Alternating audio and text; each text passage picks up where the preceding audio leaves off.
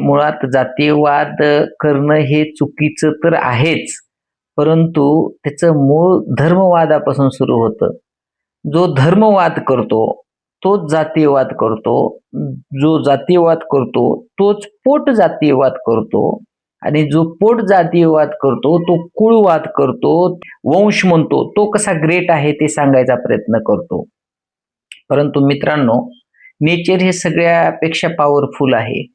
आता नेचरनंच ठरवलंय असं वाटतंय मला.